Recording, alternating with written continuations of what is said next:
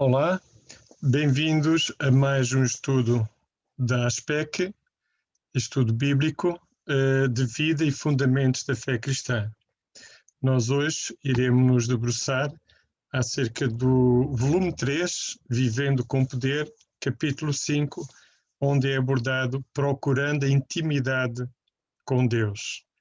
Neste capítulo nós iremos tratar de 4 temas, subtemas.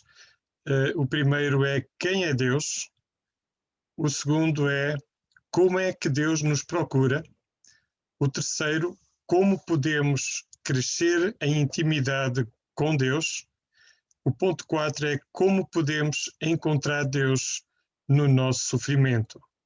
Estes serão os temas que nós vamos ver se conseguimos hoje abordar os quatro temas desta noite. Ora bem, já cá temos o capítulo 5, como referimos, procurando a intimidade com Deus. Nós encontramos aqui um primeiro parágrafo que eu vou ler, porque eu fiz aqui alguns ajustes a este parágrafo. Estes livros foram traduzidos do americano, do inglês-americano. E há coisas, por vezes, que não têm a tradução mais adequada, ou também pode, em alguns casos, o próprio escritor não ter utilizado o termo mais adequado. Por vezes há termos que para os americanos têm um sentido, para os portugueses têm outro sentido. E então eu aqui, este primeiro parágrafo, vou lê-lo porque fiz aqui algumas, digamos, adaptações. E ele diz assim: o que alguns dizem, algumas pessoas, como eu costumo de dizer, estas partes que nós lemos que não são a escritura, não são inspiradas, podem dizer coisas muito boas, podem dizer até coisas que são bíblicas, que correspondem à Bíblia ou não. Portanto, são aquilo que algumas pessoas pensam, algum pensamento, alguma frase dita por alguém, normalmente pessoas crentes, alguns casos pode não ser de alguém crente, dependendo das situações. Neste caso, temos aqui um trecho que é de J. I. Packer e começa assim: comece a perceber ao ouvir que Deus está, na realidade, abrindo o seu coração para si. E depois diz ali assim, fazendo amizade consigo. Eu aqui diria que ele realmente estava em Cristo, está em 2 Coríntios 5,19. Deus estava em Cristo reconciliando com Ele próprio o mundo, não lhes imputando os seus pecados, e pôs em nós a palavra da reconciliação. Ou seja, Deus, quando aqui fala mundo, está a falar as pessoas, não está a falar de outras coisas, animais, etc. Está a falar das pessoas, está-se a referir às pessoas, por isso o perdão dos pecados, que as pessoas é que são pecadores, não é? E então, ele realmente estava a reconciliar consigo as pessoas, o mundo, e convidando-o a ser seu, aqui ele diz companheiro, mas o termo mais adequado seria ser seu salvador, ser seu senhor, o seu mestre, o seu amigo, o seu rei e seu pai. Ou seja, o propósito de Deus é que nós nos tornemos seus filhos. Através da fé nele, nós nos tornemos seus filhos. Esse é o grande e tremendo propósito de Deus, fazer-nos seus filhos. Mas, na verdade, ele, mais do que companheiro, eu aqui não vejo Deus como meu companheiro, vejo sim como meu Senhor, meu Mestre, meu Salvador, meu Rei, meu amigo e meu Pai. Um companheiro numa aliança. Recordemos que esta aliança é uma aliança que foi selada com o sangue de Jesus Cristo. Não é uma aliança qualquer, é uma aliança que custou a vida do Filho de Deus, não é? É uma coisa espantosa, mas é verdade. O relacionamento em que seres humanos pecadores, como nós, conhecem a Deus. Relacionamento esse em que, por assim dizer, Deus os toma para a sua, aqui ele dizia equipa, mas eu penso que o termo mais adequado seria Deus nos toma para o seu reino, para estarmos debaixo do seu governo para a sua igreja. Igreja normalmente é entendido por um grupo de pessoas que seguem Jesus Cristo, não é? Igreja significa como que uma associação de pessoas, um grupo de pessoas. Então, ele nos toma para realmente fazermos parte da igreja dele, da igreja de Cristo, o seu reino, o reino de Deus. Para sermos, dali em diante, os seus, mais uma vez, servos, filhos, submissos, amigos e discípulos. Não vejo que nós sejamos colegas de Deus, porque nós não andamos com Deus na escola, não é? Portanto, mas o termo aqui mais adequado seria sermos seus servos, seus filhos. Claro que somos servos felizes, somos servos abençoados, somos servos agraciados. Uma escravatura ou uma servidão abençoada, porque realmente é uma bênção. E é de paz, e é de amor, e é para o nosso bem. Portanto, sermos seus servos, filhos, submissos, amigos, discípulos, de trabalho e amigos pessoais. E isto foi dito no livro Conhecendo Deus, de J.I. Packer. Agora nós temos aqui mais dois parágrafos que eu agora ia pedir o favor do Alexandre, se pode fazer o favor de ler. Nunca ficará satisfeito em apenas conhecer algo a respeito de Deus. Conhecer a Deus vem através da experiência da sua própria revelação a si. No livro Uma Experiência de Deus, de Henry Blackaby. A maior parte dos cristãos procuram assegurar que Deus resolva os seus problemas. O que Deus deseja é que os cristãos usem os seus problemas para desenvolverem uma intimidade mais profunda com Ele. Dr. Larry Crabb. Para já até aqui, obrigado. Há aqui estas duas frases são muito interessantes, porque a primeira, ela nos alerta para o facto de nós termos de alguma forma uma experiência em que nós recebemos a revelação de Deus e nós sabemos que é real, sabemos que Ele é real, que Ele é presente, que Ele nos ama. E quando nós temos essa revelação, nós ficamos firmes e não há nada que nos possa demover desta fé nele. Eu ao longo da minha vida tive várias. Eu primeiro comecei realmente por uma fé que Deus pôs no meu coração, porque é Ele que nos dá a fé. Ele dá-nos a fé e a fé ela pode crescer em nós através do estudo da palavra de Deus, porque diz que a fé vem pelo ouvir e o ouvir pela palavra. E houve outros períodos em que esta convicção e esta experiência com Deus foi aumentando pelas várias fases da minha vida, pelas lutas, tribulações, dificuldades, até por doenças. Houve situações de doenças em que Deus nos curou e onde nós realmente tivemos uma experiência tremenda, não é? Situações financeiras onde Deus supriu, onde Ele abriu portas, onde Ele realmente se moveu e nós sabemos que Ele cuidou de nós. Quando nós temos a experiência de conhecer de facto a Deus, aí nós ficamos firmes, sabemos que realmente podemos confiar e prosseguir a nossa vida confiando e crescendo nele, na intimidade, no relacionamento com Ele. A segunda frase, ele faz aqui uma parte que eu salientei, que é os cristãos usem os seus problemas para desenvolverem uma intimidade mais profunda com Deus.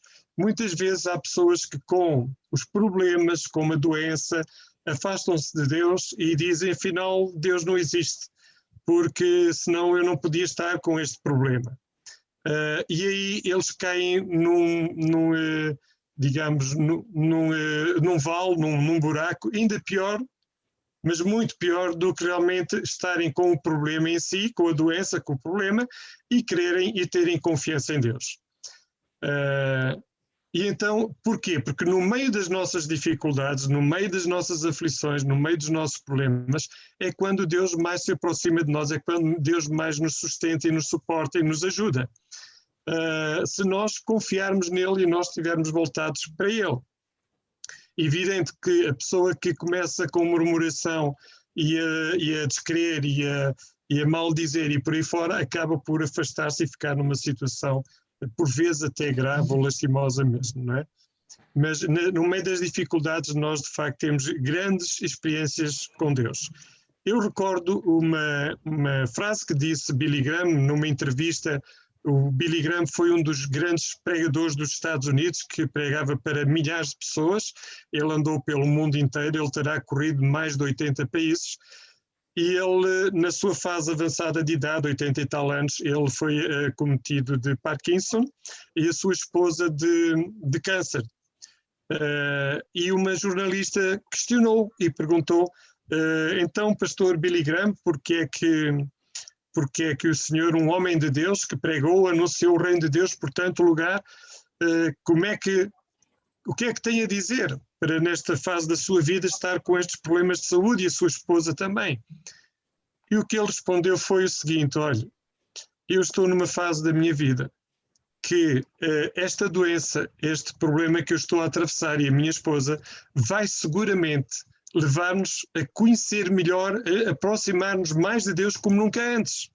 Nós vamos poder ter uma experiência da presença de Deus, de desfrutar da graça de Deus como nós nunca desfrutamos antes.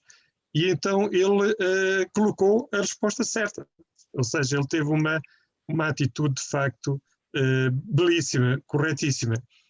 Também há uma história muito interessante, é que o ourives, quando está a tratar do ouro, ele quando está a tratar da parte mais minuciosa, ele tem o ouro a ser aquecido ao rubro. Ele está numa temperatura altíssima e é naquele momento em que o ourives está completamente centrado a cuidar da peça de ouro, a trabalhar a peça de ouro, a limpar até alguma impureza, e é quando ele está ali mais centrado na peça de ouro. E assim acontece connosco quando nós temos problemas e crises na nossa vida e realmente nos apegamos a Deus. A chave aqui é de facto nos apegar a Deus. Mas pronto, nós vamos continuar o nosso estudo, isto foi só uma introdução. Eu pedi ainda o favor do nosso amigo Alexandre ainda ler este trecho, se faz favor. Crê em Deus? Afinal, essa não é atualmente a pergunta importante. As sondagens mostram que a maioria das pessoas crê em Deus, apesar do crime ter aumentado, por dominar a imoralidade, esse senso à Igreja ter decrescido. Vamos fazer a pergunta de outra maneira. O que crê a respeito de Deus? O livro clássico de J. B. Phillips, O Seu Deus é Demasiado Pequeno, cataloga as várias imagens erradas que a maioria das pessoas tem no seu Criador. Temos de conhecer Deus conforme Ele é, mas até mais. Temos de conhecê-lo intimamente. Exatamente. Isto é muito interessante. Eu, por acaso, não li este livro. Se alguém conseguir encontrá-lo e lê-lo, penso que vai ser um livro muito interessante, porque todo o ser humano tem tendência de criar uma imagem de Deus. Só que a gente cria uma imagem de Deus à nossa medida, aquilo que nós supomos que é. Só o podemos conhecer através de estudar e meditar e ler na Bíblia, na Escritura, onde ele se revela. E então é por isso que ele aqui diz: temos de conhecer a Deus. E como é que nós o conhecemos? Pela Escritura, estudando, lendo a Escritura.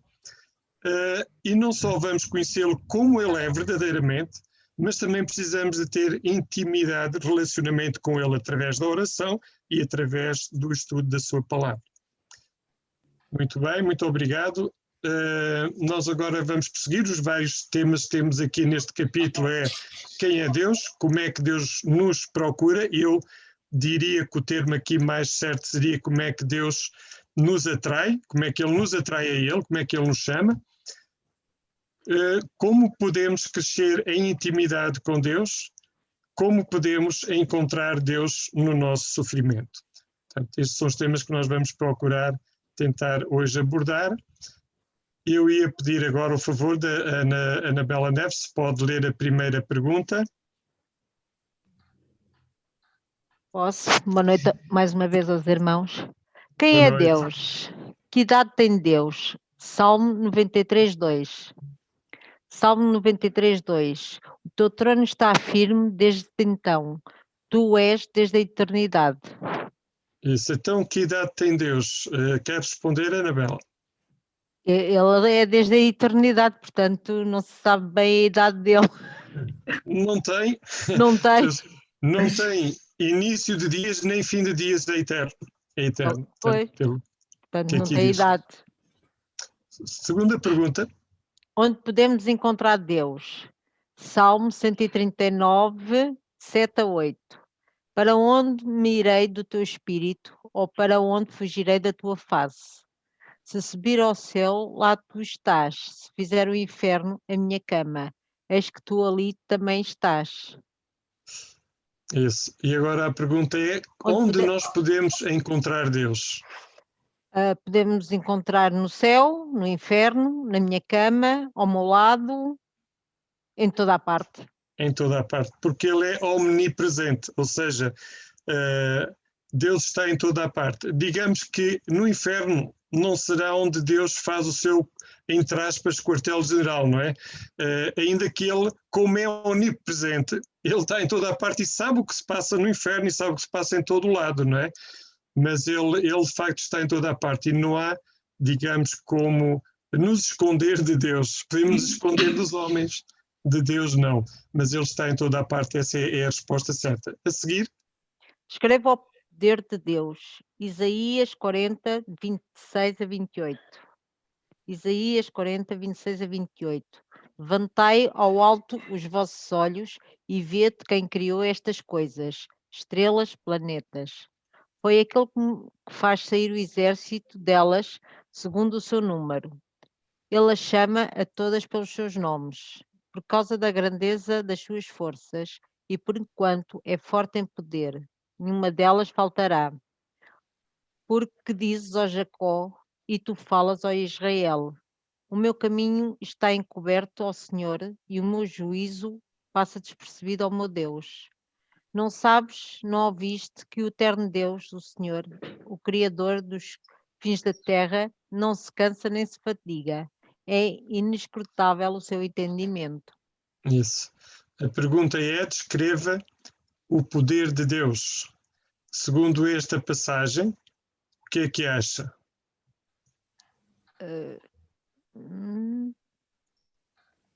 Então, o Ele poder criou de Deus os planetas, as ele, estrelas. e as estrelas. O poder dele é enorme. Ele não se cansa, não se fadiga. Exatamente.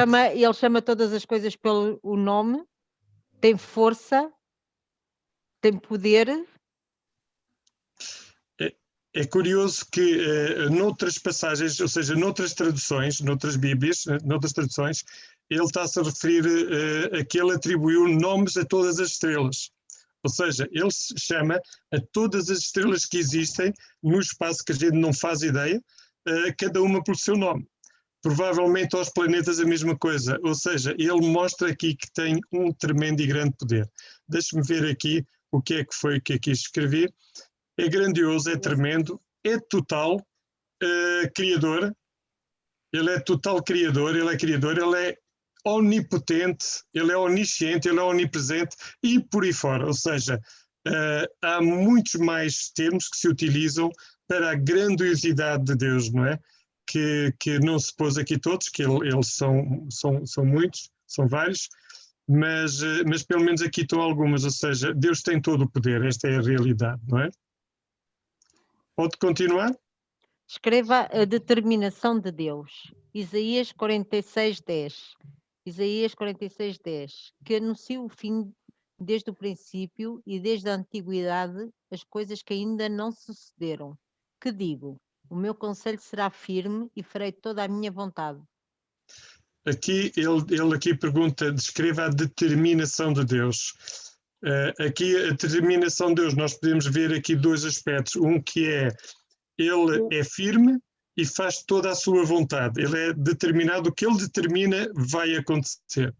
Mas também tem aqui uma outra questão que é, ele desde o princípio, desde a antiguidade, que as coisas ainda não tinham sucedido, já ele as tinha planeado. Já ele as tinha, digamos, planeado, não é? O meu conselho será firme e farei toda a minha vontade, que anuncie o fim desde o princípio, ou seja, ainda nós estamos num tempo de vida e Deus já sabe, já anunciou, já determinou o que é que vai ser para a frente que nós nem imaginamos, não é? Sim, o nosso caminho está traçado, nós aqui ainda não o sabemos, mas o nosso caminho está traçado. O Senhor já traçou o nosso caminho. Exatamente. O nosso caminho, o próprio mundo, as situações estão todas, digamos, ainda que nós vemos muito mal a acontecer no mundo, não há nada que fuja ao controle de Deus. Deus sabe e sabe como é que tudo se vai desenrolar, o que vai acontecer. Ele já escreveu, nós vemos no livro de Apocalipse. Apocalipse, sim, tudo o que está a acontecer está lá escrito. Exatamente, ele já escreveu. Pode continuar agora com a próxima questão? O que revela a criação a respeito de Deus. Romanos 1, 18 a 20. Porque do céu se manifesta a ira de Deus sobre toda a impiedade e injustiça dos homens que detêm a verdade e a injustiça. Quanto que de Deus se pode conhecer, neles se manifesta, porque Deus lhe o manifestou. Porque as suas coisas invisíveis, desde a criação do mundo, tanto o seu eterno poder como a sua divindade, se entendem e claramente se vêem pelas coisas que estão criadas para que eles fiquem inexcusáveis. Inexcusáveis. Ou seja, ficam sem desculpa. Esta passagem é tremenda. Esta passagem mostra que as pessoas que não creem em Deus, na verdade, Deus os responsabiliza por isso. Porque ele diz que tudo aquilo que foi criado é prova evidente da sua realidade, da sua existência. E que se eles não querem, eles não têm desculpa por isso. Agora, aqui a pergunta é o que revela a criação a respeito de Deus. No verso 20, encontramos a resposta. A criação, ela revela o eterno poder, a sua divindade. Exatamente. Portanto, a própria criação é prova da existência de Deus. Eu aqui faço um pequeno à parte relativamente a este assunto, que é o seguinte. Frequentemente nós ouvimos as pessoas comentarem e dizerem então prova-me que Deus existe. E depois as pessoas dizem assim, eu provar não posso provar, mas que ele existe. Isso não é verdade. Ou seja, é impossível provar que Deus não existe. Provar que Deus existe é super fácil. Porquê? Porque se nós olhamos para um automóvel e não acreditamos que aquele automóvel, ao fim de milhões de anos, apareceu ali construído com motor, com eletrónica, com bancos, com tudo, rodas, borrachas, tudo a andar sem ninguém trabalhar nele, ninguém acredita nisso. Como é que nós podemos acreditar que um ser humano, ou até a vegetação do planeta, ou até os animais, que são tão complexos, com tantas coisas complexas, seriam obra do acaso? Ou seja, na verdade, provar que Deus existe é muito fácil, basta dizer assim, olha para mim, ou olha para ti próprio, tu és tão complicado na tua fisionomia humana, o teu ser é tão delicado, é tão complicado, tem aí milhares de coisas, os próprios sentimentos, os olhos, tudo aquilo, que são coisas tremendas que só realmente um criador poderia ter criado algo assim. Por isso é que o próprio Deus diz que ficam sem desculpa aqueles que não creem, não é? Ok. Eu agora ia pedir para ler aquela bolinha em cima, do lado direito.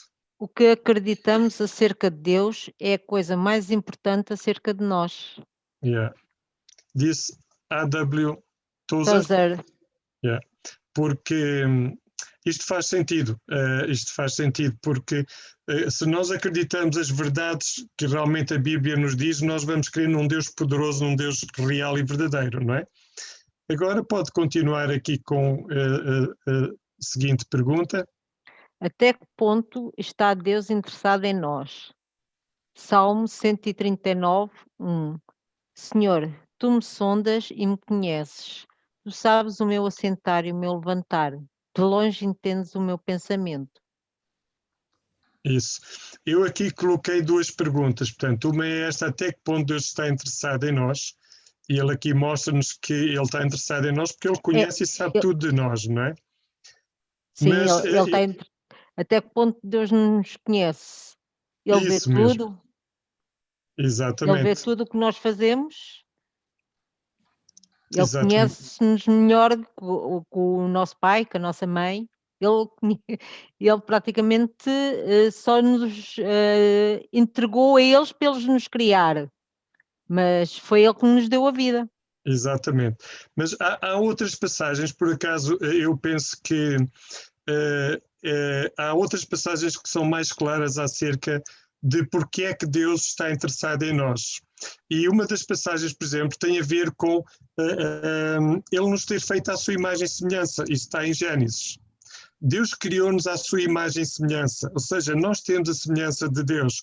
Ele soprou no homem o fôlego da vida, ele deu de si próprio o fôlego que deu vida ao homem.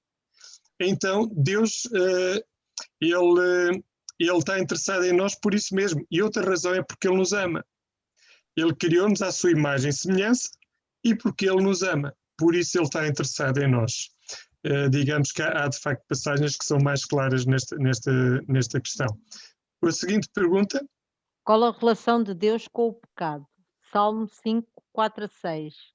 Porque tu não és um Deus que tenha prazer na iniquidade, nem contigo habitará o mal. Os loucos não pararão à tua vista, odeias a todos os que praticam a maldade. Destruirás aqueles que falam a mentira.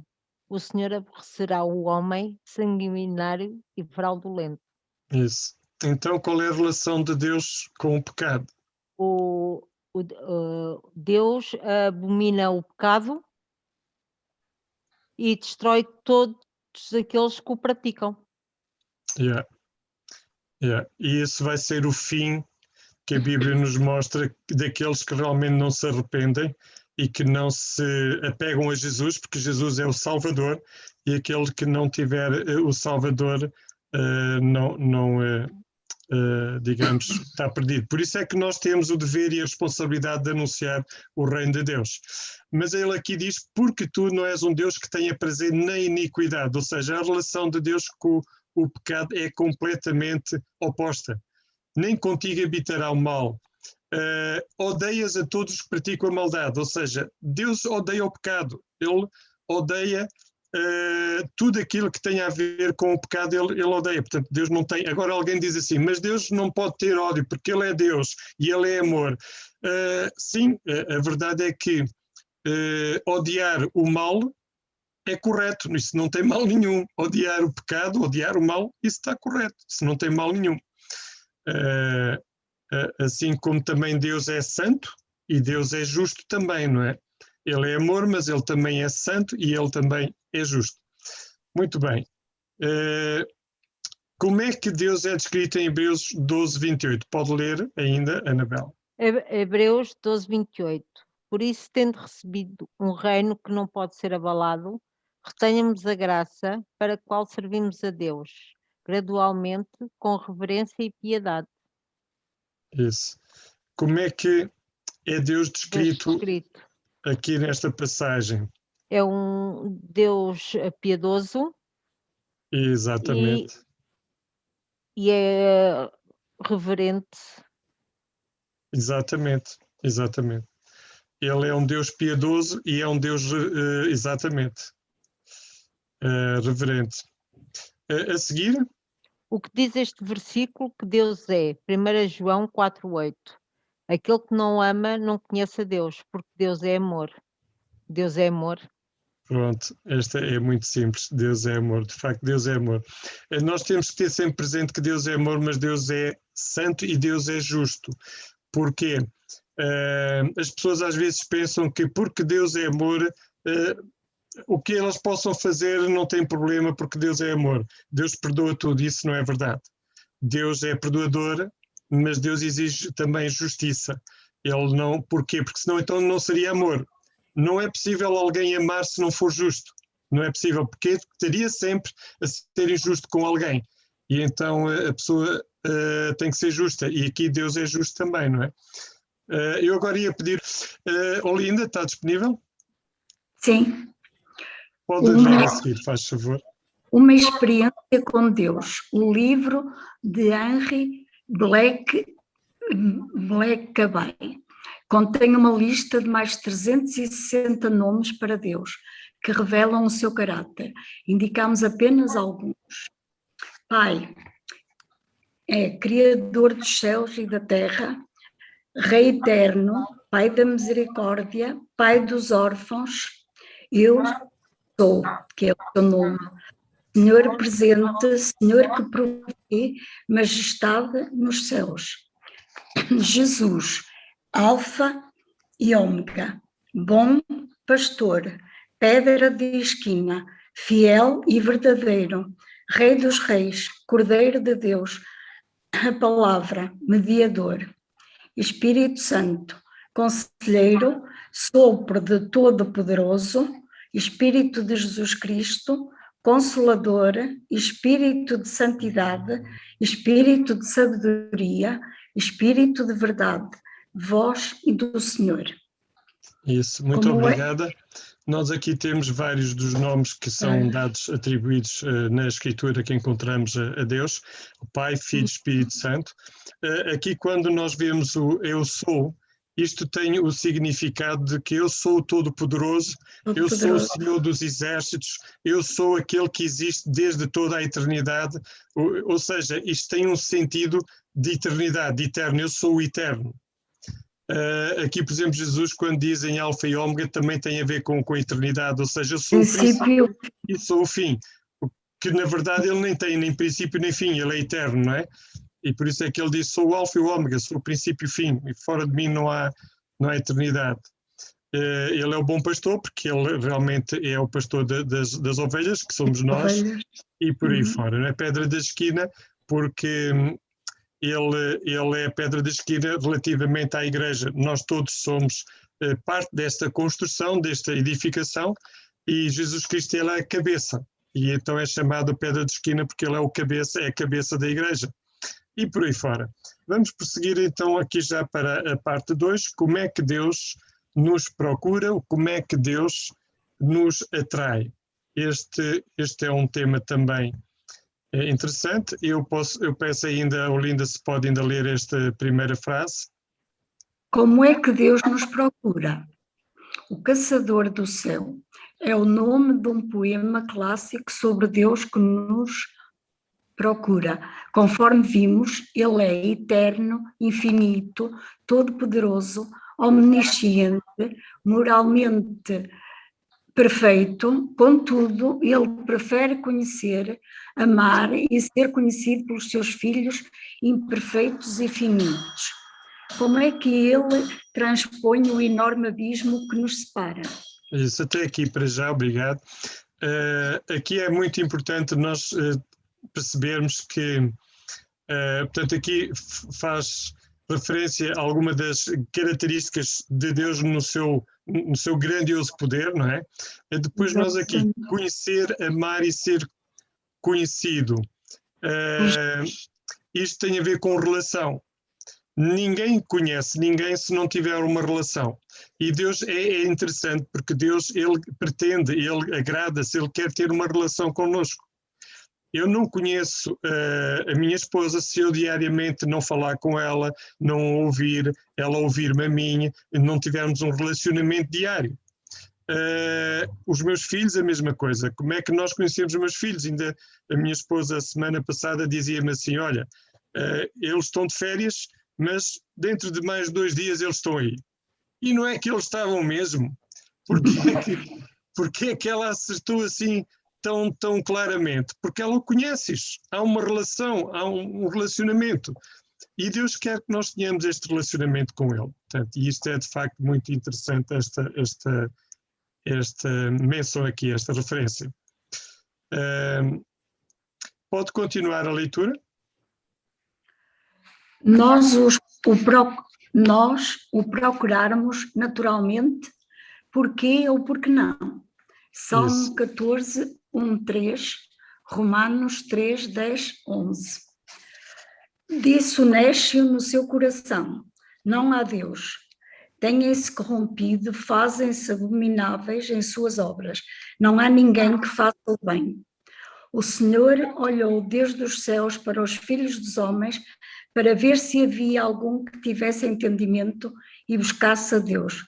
Desviaram-se todos e juntamente se fizeram imundos. Não há quem faça o bem, não há sequer um. Portanto, o néscio, não é? Que é... Pode ainda ler esta passagem, se faz favor. como Romanos 3, 10 a 11. Como está escrito, não há um justo, nem sequer um. Não há ninguém que entenda. Não há ninguém que busque a Deus. É Deus. Eu vou-lhe pedir desculpa por uma razão. É que eu vou dar a resposta porque vou conciliar as duas coisas e tentar mostrar o que se passa aqui. Peço desculpa. Que é o seguinte. Nós temos uma ideia de que nós, por nós próprios, acreditamos e queremos em Deus. Isso é uma ideia que nós temos que não corresponde a estes trechos que nós lemos. Porque nós, quando lemos estes trechos, nós vemos que o necio no seu coração diz: não há Deus, tem-se corrompido, fazem-se abomináveis em suas obras, não há ninguém que faça o bem. O Senhor olhou desde os céus para os filhos dos homens para ver se havia algum que tivesse entendimento e buscasse a Deus. E o que é que diz a Escritura? Desviaram-se todos juntamente. Ou seja, aqui pergunta: nós procuramos naturalmente? É verdade que não. Nós, por natureza que é pecaminosa, a natureza com que nós nascemos é uma natureza tendenciosa para o pecado, nós naturalmente, nós não buscamos a Deus naturalmente. O que acontece é que Deus vem ao nosso encontro e Ele põe em nós este desejo. Ele abre-nos os olhos, Ele revela-se a nós. E então nós começamos a ter este desejo de corresponder à chamada de Deus. E é por isso que nós depois ficamos com a noção, com a ideia de que não, fui eu que escolhi, fui eu que acreditei. Não, na verdade foi Ele primeiro revela-se a nós, põe em nós a fé, põe em nós a convicção para crer nele, porque senão nós não creríamos, conforme estas palavras que aqui estão, todos se desviaram, juntamente se fizeram imundos. Portanto, não há um homem que creia nele ou que fizesse bem, não há ninguém. E então nós precisamos ter isto claro. Porquê? Para entendermos o grande amor que Deus nos tem, que estando nós perdidos e cegos, sem o conhecer, Ele veio ao nosso encontro. Ele veio chamar-nos, atrair-nos a Ele. E isso é muito lindo, é algo fantástico que nós precisamos de compreender. Vamos então prosseguir. Pode continuar ainda? Qual é o seu combustível para nós? Jeremias 31, 3. Há muito que o Senhor me apareceu, dizendo: porquanto com amor eterno te amei, por isso com benignidade te atraí. O combustível, neste caso, tem a ver com o eterno amor de Deus por nós, não é? Portanto, está aqui assim claramente. E aqui o ponto aqui é como é que Ele nos atrai. Como é que Ele nos atrai. Com o seu amor eterno. Exatamente, com o seu amor eterno. A segunda pergunta a seguir? Como é que Deus nos procura? Neste caso, nos atrai. Ou nos atrai. 1 de João 4, 9 a 10. Nisto se manifestou o amor de Deus para conosco, que Deus enviou o seu Filho unigênito ao mundo para que por ele vivamos. 10. Nisto está o amor, não em que nós tenhamos amado a Deus, mas em que Ele nos amou a nós e enviou o seu Filho para propiciação pelos nossos pecados. Isso. Então aqui a pergunta é: como é que Deus nos atrai? Como é que Ele nos atrai a Ele? Portanto, Ele manifestou primeiro o seu amor, não é? Sim, sim. E o seu Filho unigênito, que dedicou integralmente a todos nós. Para exatamente. Que pudéssemos... Exatamente. Ele tem ali um termo que é propiciação, propiciar, e este termo é um termo assim pouco conhecido, e então eu pus aqui o esclarecimento. Portanto, ele atrai-nos precisamente através do seu Filho unigênito que Ele enviou ao mundo, tal como a Olinda disse, a fim de propiciar pelos nossos pecados. E então propiciar significa pagar a pena para perdoar a culpa. Ou seja, Ele veio para pagar a pena que nós tínhamos destinados, nós tínhamos que pagar uma pena, que era, no fundo, uma condenação eterna, porque nós não tínhamos como pagá-la, e Ele veio para pagar essa pena para podermos ser perdoados da culpa. Muito bem. Pode continuar? Deus dificulta o nosso conhecimento dele? Porquê ou porque não? Apocalipse 3:20. Eis que estou à porta e bato. Se alguém ouvir a minha voz e abrir a porta, entrarei em sua casa e com ele cearei e ele comigo. A pergunta é se Deus dificulta o nosso conhecimento dele. Não. Portanto, Deus até nos convida a entrar dentro da nossa casa, das nossas portas, bate-nos à porta e convida-nos a cear connosco e a estar connosco. Exatamente. Exatamente. Portanto, Deus realmente, ele bate-nos à porta e ele atrai-nos realmente. Isso só se nós, de facto, enfim, estivermos cegos e não entendermos, não é? Porque estar com o Senhor é algo maravilhoso, não é? E a seguir? Que provisão faz Deus quando pecamos? 1 João 1:8-9. Se dissermos que não temos pecado, enganamos-nos a nós mesmos e não há verdade em nós. 9. Se confessarmos os nossos pecados, Ele é fiel e justo para nos perdoar os pecados e nos purificar de toda a injustiça. Exatamente. Portanto, nós não devemos dizer que não temos pecados e que fazemos tudo certinho, porque isso é mentira. Certo. A pergunta é: qual é a provisão que Deus faz quando nós pecamos? Se vir no verso 9... Se confessarmos os nossos pecados, Ele é fiel e justo para nos perdoar. Exatamente. Exatamente. Ele não só nos perdoa, mas também nos purifica de toda a injustiça. Purifica toda a injustiça, exatamente. Exatamente. Portanto, Deus providenciou a forma de nós realmente podermos ser livres e libertos e perdoados, não é? Uhum.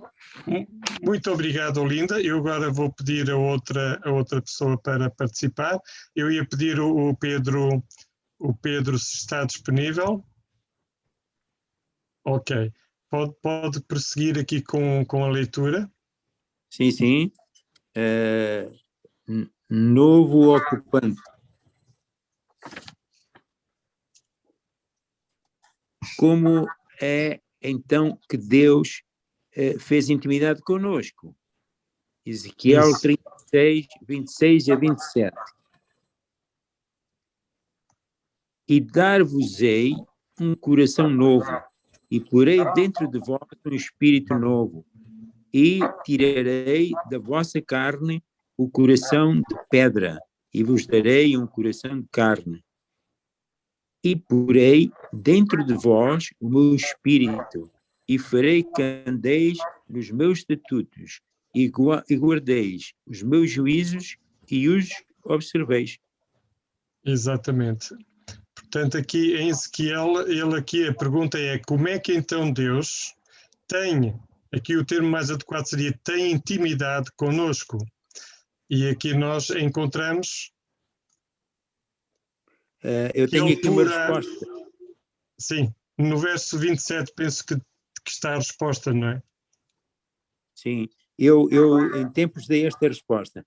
Dá-nos a oportunidade de substituir um coração de pedra por um coração de amor, muito parecido e semelhante com o dele. Sim, e depois põe assim dentro como de também nós... o nosso espírito, põe dentro de nós também o seu espírito, e de modo a que nós andemos nos seus estatutos, os guardemos e observemos também os seus juízos. Muito bem. Muito bem, é isto mesmo, ou seja, Deus realmente ele faz uma transformação, uma mudança em nós, e Ele próprio vem pelo Espírito Santo habitar em nós. E isto é algo que Deus opera em nós através de quando nós nos arrependemos, quando nós cremos nele, Ele abre o nosso entendimento, o nosso coração e faz esta tremenda obra em nós, não é? Por isso é que ali fala em novo ocupante, não é? Aqui em cima em novo ocupante. Aqui, novo ocupante. sabia 1 Coríntios 3,16. Pode ler? Faz favor.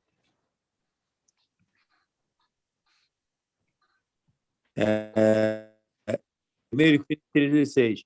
Não sabeis vós que sois o templo de Deus e que o Espírito de Deus é vós? Portanto, Isso. Ele aqui a pergunta é se nós sabíamos, se o Pedro sabia, que é templo, parte do templo de Deus e que o Espírito de Deus habita em si. É melhor. Ok. Então, a resposta é que o Espírito Santo habita em nós e através dele nós podemos exercitar, fazer, andar na sua vontade. Muito bem, muito bem. E que somos também o templo de Deus, não é? Precisamente por ele habitar em nós. Está certo. A seguir, pode continuar a leitura? Do Espírito dentro de nós, Romanos 8, 26 e 27. Ora, diz assim a palavra do Senhor. E da mesma maneira também o Espírito ajuda as nossas fraquezas, porque não sabemos o que havemos de pedir como convém, mas o mesmo Espírito intercede por nós com gemidos inexprimíveis. E aquele que examina os corações sabe qual é a intenção do Espírito, e é ele que, segundo Deus, intercede pelos santos. Muito bem. Aqui a pergunta é: descreva o trabalho do Espírito dentro de nós. Nós podemos ver precisamente aqui nos 2 versículos, não é? Qual o trabalho do Espírito por nós? Quer responder? Portanto, ajuda-nos a vencer as nossas limitações, as nossas fraquezas, as nossas áreas fracas, não é? Fortalecendo-nos na verdade, na justiça, no amor, e também temos a oportunidade de examinar o nosso coração a todo o tempo, de modo a que possamos dar lugar ao Espírito e ele interceda por nós em várias e diversas circunstâncias. Eu já tenho experimentado Estamos a ouvir com falhas, não sei se consegue colocar-se numa posição melhor. Estamos a ouvir com algumas falhas.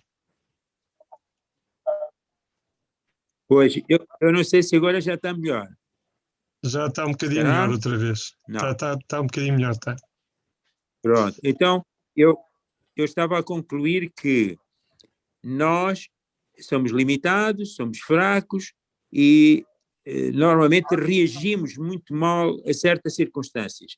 E então, quando estamos em comunhão com Deus, através do Espírito Santo, não é? Ele é o nosso consolador, ajudador, etc., nós não só temos perante ele uma prestação mais favorável, como também para nós próprios, nós melhoramos a comunhão com Deus Pai, Filho e Espírito Santo.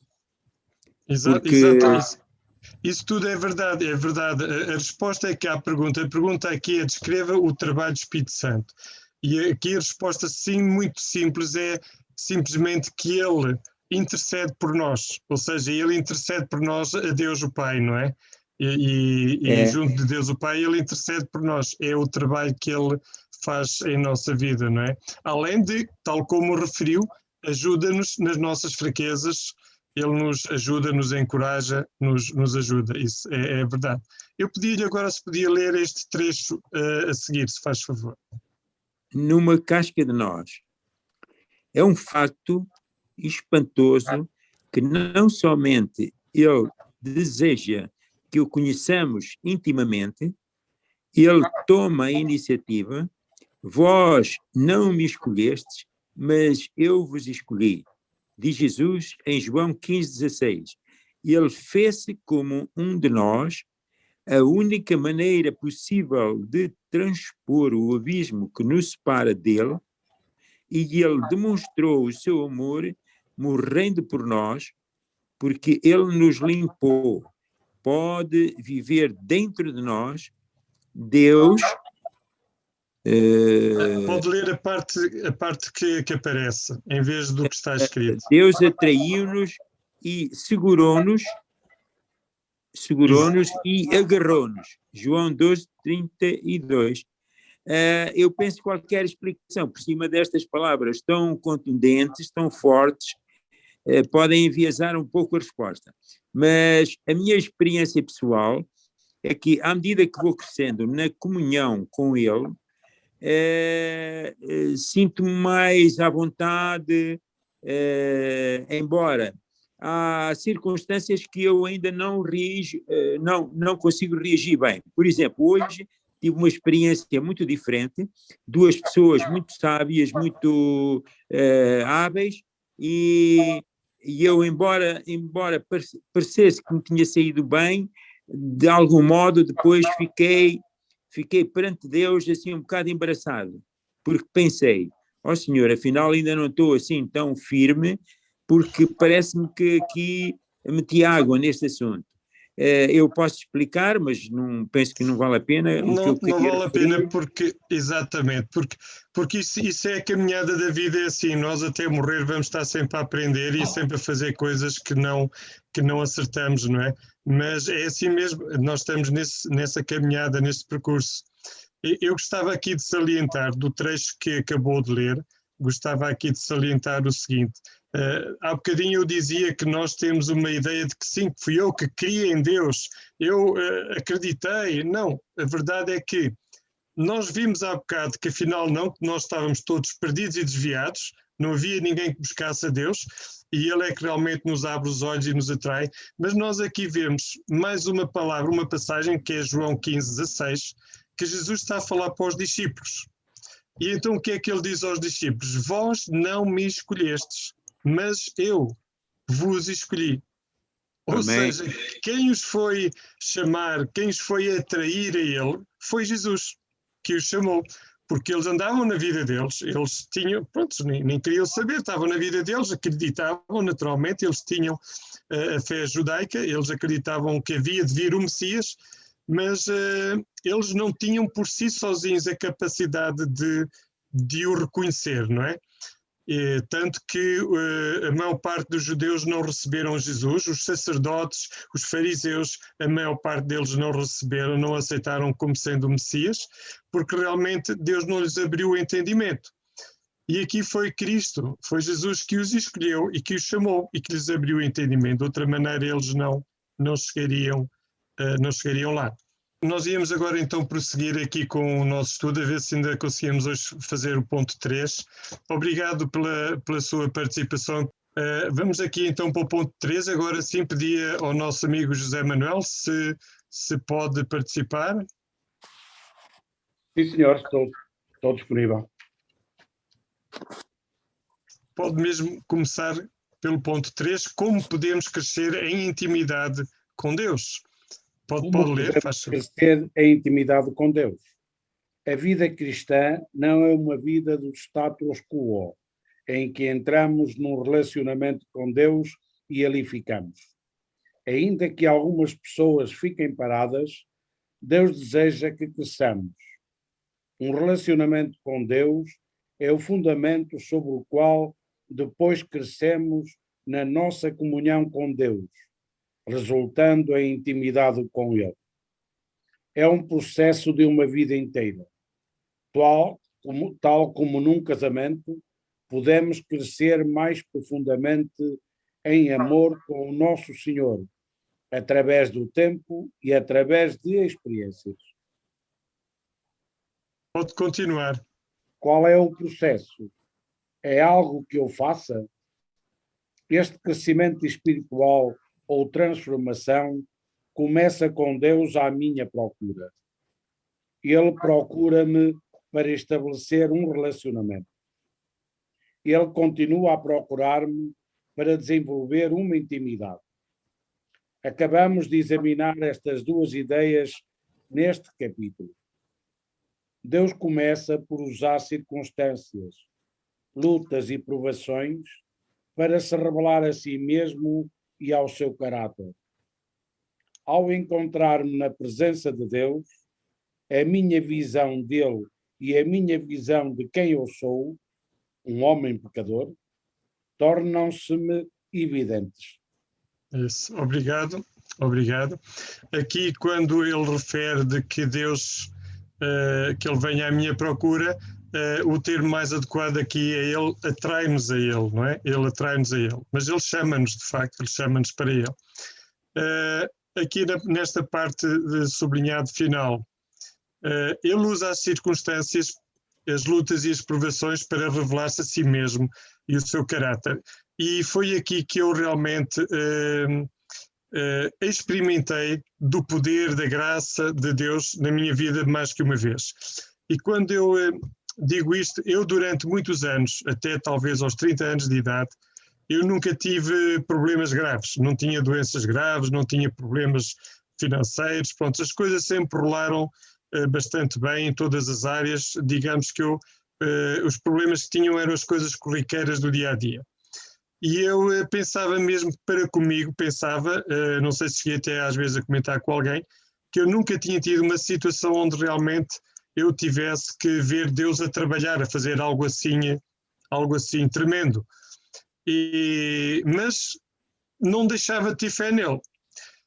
Eu estava esquecido, ou melhor, ignorante, eu estava ignorante da primeira grande coisa, que é o grande milagre de crer nele. Crer nele é um grande milagre que Deus faz na nossa vida.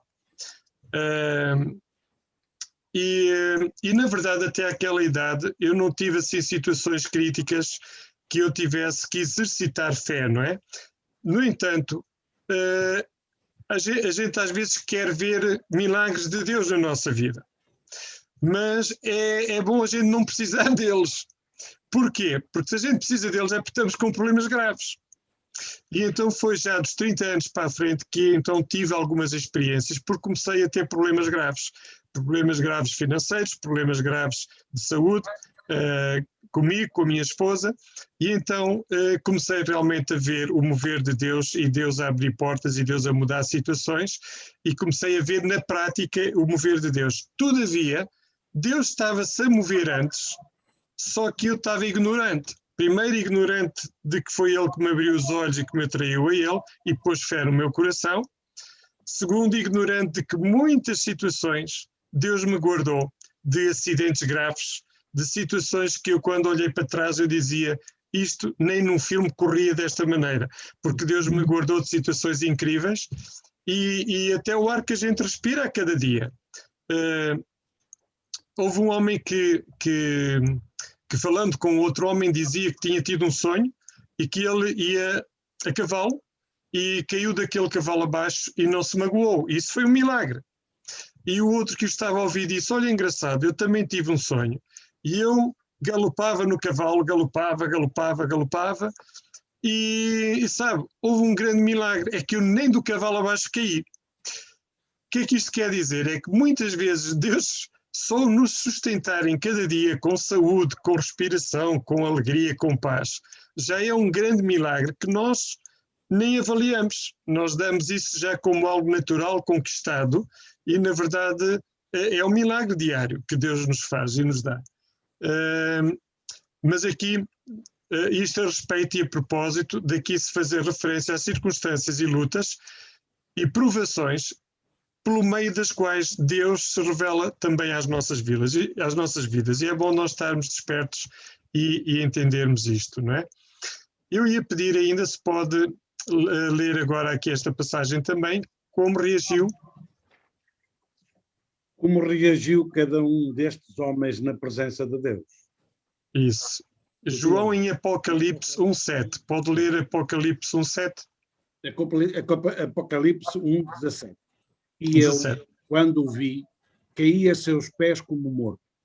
E ele pôs sobre mim a sua destra, dizendo-me: não temas, eu sou o primeiro e o último.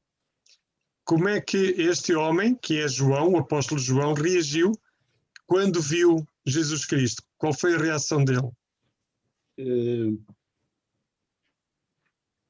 Ele diz logo aqui na primeira frase, não é? Quando ele o viu, caía a seus pés como morto. Ficou exatamente emocionado quando viu Jesus crucificado, em grande sofrimento, e depois morrer, expirar morrendo. Aqui esta referência é apocalíptica, quer dizer que é quando João teve uma visão de Jesus Cristo na glória, no seu reino dos céus. Então ele viu Jesus com um poder e uma glória tremenda. E quando ele viu aquilo, ele ficou completamente sem forças. Porquê? Porque ele sentia-se um homem pecador, João, o apóstolo João, e ele estava diante de uma imagem de alguém tremendamente poderoso, que é a imagem que nós encontramos em Apocalipse capítulo 1, onde diz que Jesus ele, aparece com olhos como de fogo, aparece com cabelo branco, enfim, aparece com uma glória tremenda, não é? Com uma glória e um poder tremendo. Pode agora ler a seguir, Paulo, em Pois, Atos. Atos 26, 13, 15. Ao meio-dia, ó rei, vi no caminho uma luz do céu, que excedia o esplendor do sol, cuja claridade me envolveu a mim e aos que iam comigo. E, caindo nós todos por terra, ouvi uma voz que me falava e em língua hebraica dizia: Saulo, Saulo, por que me persegues? Dura coisa te é recalcitrar contra os aguilhões. E disse eu: Quem é, Senhor? E ele respondeu: Eu sou Jesus, a quem tu persegues. Exatamente. Aqui, mais uma vez, nós vemos que a reação deles foi caírem por terra. Ele aqui fala nisso mediante, ou seja, perante aquela visão de Jesus Cristo, não é? Da sua glória e do seu poder, foi caírem todos por terra. Pode agora ler Ezequiel 1:28, se faz favor. Ezequiel 1:28. Como o aspecto do arco que aparece na nuvem no dia da chuva, assim era o aspecto do resplendor em redor. Este era o aspecto da semelhança da glória do Senhor. E, vendo isto, caí sobre o meu rosto e ouvi a voz de quem falava. Isso. Aqui, mais uma vez... Caiu sobre o rosto, não, é a mesma coisa que cair por terra. Exatamente. Agora Isaías 6:5-8, se faz favor. Ora, Isaías 6:5-8. Então disse eu: Ai de mim, pois estou perdido, porque sou um homem de lábios impuros, que habito no meio de um povo de impuros lábios. Os meus olhos viram o Rei, o Senhor dos Exércitos. Porém, um dos serafins voou para mim, trazendo na sua mão uma brasa viva, que tirara do altar com uma tenaz. E com a brasa tocou a minha boca, e disse: Eis que isto tocou os teus lábios, e a tua iniquidade foi tirada, e é expiado o teu pecado. Depois disto, ouvi a voz do Senhor que dizia: A quem enviarei e quem há de ir por nós? Então disse eu: Eis-me aqui, envia-me a mim. Exatamente. Nós aqui também vemos que Isaías reagiu com um grande temor, não é? Ele aqui diz: Ai de mim, pois estou perdido, porque sou um homem de lábios impuros e habito no meio de um povo de impuros lábios. Ou seja, quando ele viu o rei, quando ele teve uma visão celestial, ele ficou completamente apavorado. Pode ler o que está aqui ainda nesta bolinha, se faz favor. Esta reação é uma parte do que a Bíblia chama o temor de Deus. O Salmo 25:14 afirma que o segredo do Senhor é para os que o temem. Temer a Deus é tanto um receio reverente de Deus, como um reconhecimento da sua justiça e poder. Isso.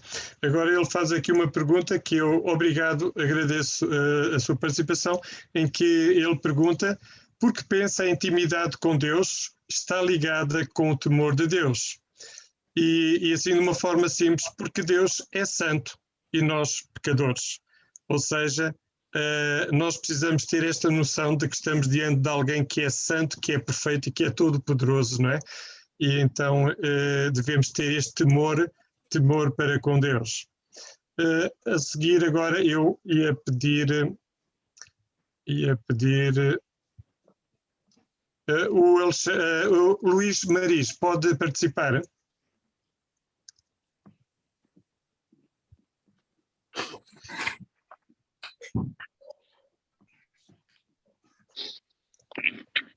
Pode ler agora aqui esta frase a seguir, se faz favor. Os homens acima mencionados humilharam-se ao irem à presença de Deus. Quando somos humildes e quebrantados, Deus vem ao nosso encontro de uma maneira especial. Reflita nestes versículos escrevendo-os nas suas próprias palavras. Salmo 73, 25. Quem tenho eu no céu senão a ti? E na terra não há quem eu deseje além de ti. Deus é e deve ser sempre a razão do nosso viver. Né? Isso. Né? No Salmo 34, 18, perto está o Senhor dos que têm o coração quebrantado e salva os contritos de espírito. Né? Deus acode e está próximo dos aflitos para os salvar. Salmo 57, 1, tem misericórdia de mim, ó Deus, tem misericórdia de mim, porque a minha alma confia em ti e à sombra das tuas asas me abrigo, até que passem as calamidades. Confiar e abrigar-nos em Deus. Isso. Pode ler a seguir o texto, se faz favor. Depois de termos encontrado Deus, somos desafiados pelo mesmo convite que Jesus fez aos seus discípulos. Segue-me. Este seguir é um processo caracterizado por um andar de fé e obediência. Ao continuar a segui-lo, apesar dos altos e baixos da vida, estou gradualmente em casa com Ele, esteja onde estiver. Este estar em casa com Deus, morando com Ele momento a momento, é conhecido como habitando com Deus. Intimidade ou habitar com Deus não é o que eu faço por Ele ou quão precioso sou para Ele. É o próprio Cristo vivendo em mim. João, capítulo 15, dá um exemplo claro disto. Né? O pecado pode destruir a intimidade e quebrar a minha comunhão com Deus. Salta a parte arriscada. Exato. Sim. Sou para sempre uma parte da família de Deus. Através da morte de Cristo na cruz e da sua ressurreição, o meu pecado é perdoado. Exatamente. Amém. Exatamente. É aqui coisas muito importantes que ele aqui menciona. Portanto, Jesus disse aos seus discípulos, segue-me, e ele nos chama a nós também a segui-lo, não é? E isto é um processo caracterizado por andar de fé e de obediência. E isto são pontos-chave. Há pessoas que acham que não têm que obedecer, que basta ter fé. Mas nós vemos pela Escritura, pelo estudo da Bíblia, que de facto a fé é necessária, mas é preciso a obediência também. Porque sem obras a fé é morta. Ou seja, se eu não tiver obediência, a minha fé deixa de ser uma fé válida, uma fé forte, uma fé real, não é? Portanto, ele aqui aponta como andar na fé e andar em obediência. Muito bem. Paulo também dizia, não é? Dentro da sua intimidade com Deus, já não sou eu mais quem vive, mas Cristo vive em mim, não é? Perfeitamente. Pode continuar ainda com aqui. Sim, escreva a sua comunhão com Deus.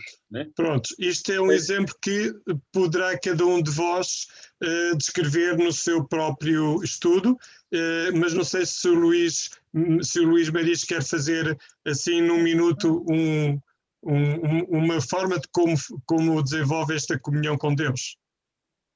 Assim, em breves palavras. Buscando a intimidade, né, através da oração, através da comunhão do Espírito, e sempre no espírito de fé e de obediência e esperança. Né? Nós também não podemos esquecer a esperança, né? Que é a esperança do porvir, da salvação, e de um dia irmos viver na realidade e concretamente com Deus, né? Com Jesus Cristo.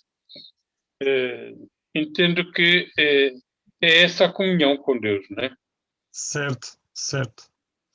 Quer Certo. continuar a ler? Pode continuar, sim. Como é que Cristo pede aos seus discípulos para ficarem com ele em Lucas 9:23? E dizia a todos: se alguém quer vir após mim, negue-se a si próprio e tome cada dia a sua cruz e siga-me. Pronto, a resposta pode Negar a sua mesmo. própria vontade, tomar a cruz da perseguição e tribulação e segui-lo. Realmente, Exatamente. isto quer dizer que é comparado a toda a natureza que Deus criou, não é?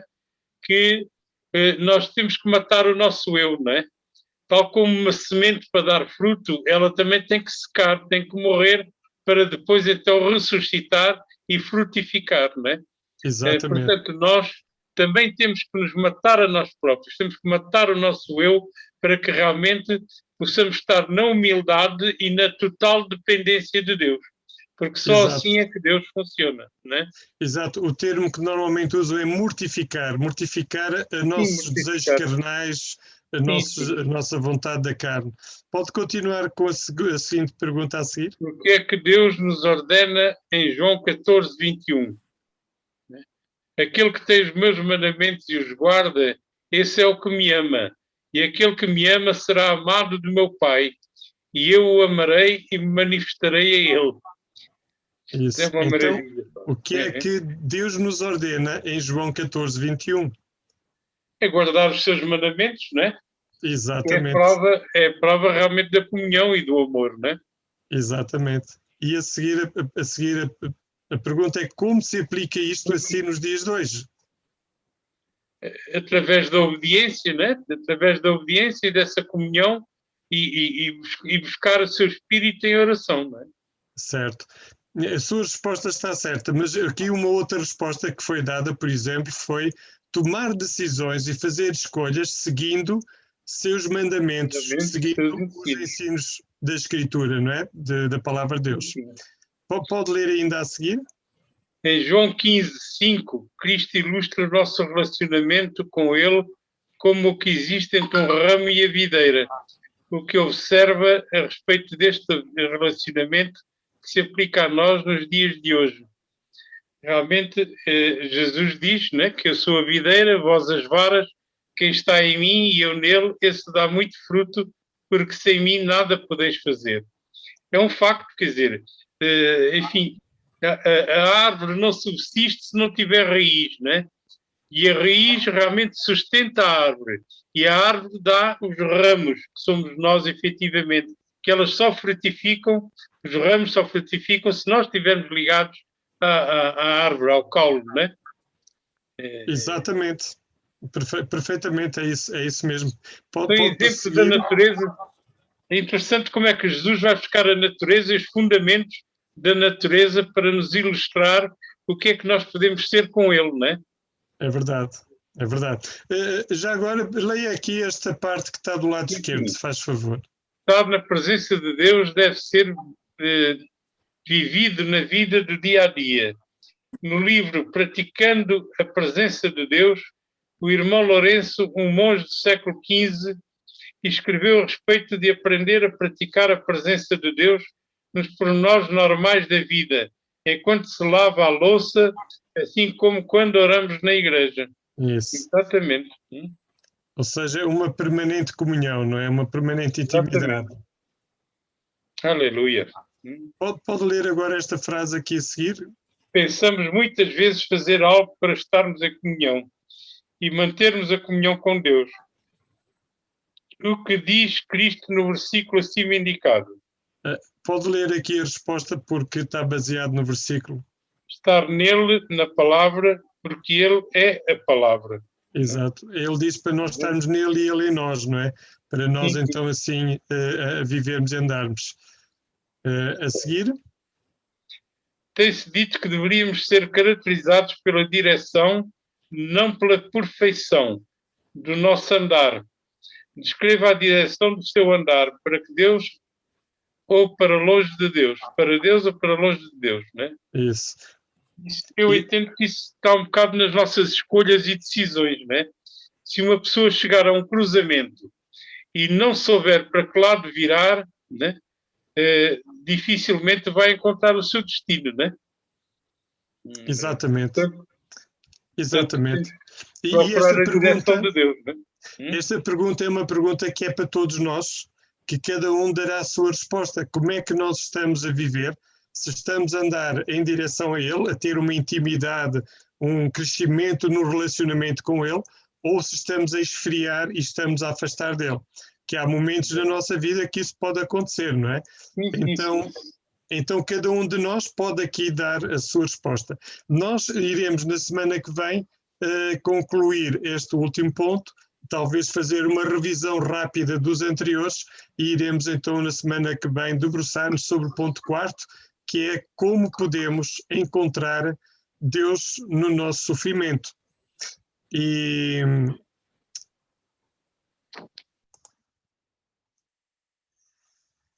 vamos então finalizar este nosso estudo bíblico 2 desta noite com uma breve oração.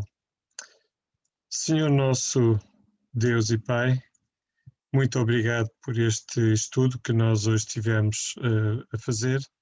Muito obrigado pela Tua palavra que nos ensina as Tuas verdades. Muito obrigado, Senhor, porque nós percebemos por este estudo que tens sido a Tu quem nos chamou, quem nos atraiu a Ti, quem se revelou a nós. Temos compreendido e percebido, Senhor, que foi o Senhor que nos abriu o coração, que nos transformou, que pôs o Espírito Santo em nós. Senhor, nós te agradecemos por Tua muita graça, paciência e amor, pela Tua fidelidade para connosco, Pai. Nós agradecemos, Senhor, também por todos os Teus servos que estiveram aqui connosco e que estão connosco aqui no estudo bíblico e aqueles que ainda irão estar também em futuras audições. Nós te agradecemos pelas suas vidas, pedimos que as abençoes a cada um, Senhor, e que a Tua graça seja sobre todos nós, Pai. Senhor, guia-nos também a uma maior intimidade contigo, guia-nos, Senhor, a que a cada dia nós possamos dedicar mais tempo a estar contigo, a ouvir a Tua voz, a conhecer-te, a ter um relacionamento, uma proximidade maior contigo, Pai.